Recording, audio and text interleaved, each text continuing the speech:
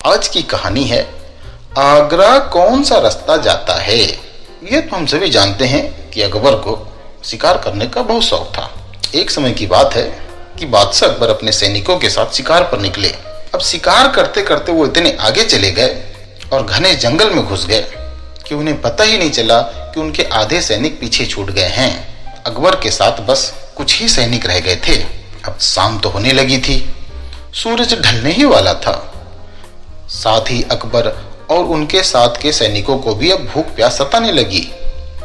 काफी दूर निकल आने पर बादशाह अकबर को यह एहसास हो गया कि वह रास्ता भटक गए हैं। वहां आसपास कोई नजर भी नहीं आ रहा था जिससे रास्ते के बारे में पूछा जाए।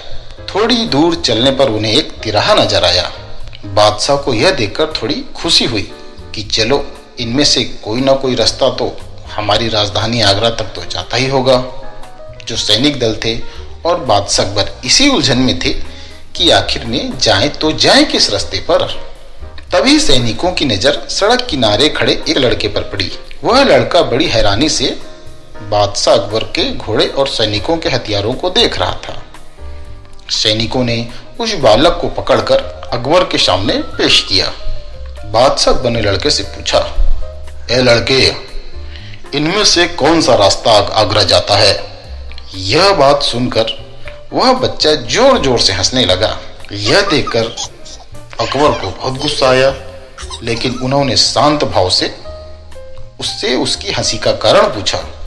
लड़के ने जवाब दिया कि यह रास्ता चल नहीं सकता महाशय। यह तो आगरा कैसे जाएगा? आगरा पहुंचने के लिए तो आपको खुद ही चलना पड़ेगा। अब अकबर उस लड़के की सूझबूझ को देखकर चकित रह गए। वे समझ गए कि यह लड़का बहुत चतुर और बुद्धिमान है। उन्होंने प्रसन्न होकर उस बच्चे का नाम पूछा तो लड़के ने जवाब दिया कि महाशय, मेरा नाम तो महेश दास है। फिर अकबर ने उसे इनाम में सोने की अंगूठी दी और दरबार में आने का निमंत्रण दिया। इसके बाद बादशाह अकबर ने लड़के से पूछा, क्या बेटा, अब तुम मुझे बता सकते हो कि किस रास्ते पर चलने से मैं आगरा पहुंच जाऊंगा? लड़के ने बड़ी ही शालीनता से कहा कि महाशय, आप इस रास्ते से निकल जाइए। अब अकबर अपने सैनिकों के साथ आगरा की ओर चल पड़े। यही लड़का बड़ा होकर बीरबल के नाम से प्रसिद्ध हुआ और बादशाह अकबर के नवरत्नों में से एक कहलाया। तो दोस्तों, इस चैनल पर हम ऐसी कहानियां लाते रहेंगे। चैनल को लाइक और सब्सक्राइब अवश्य करिएगा। धन्यवाद।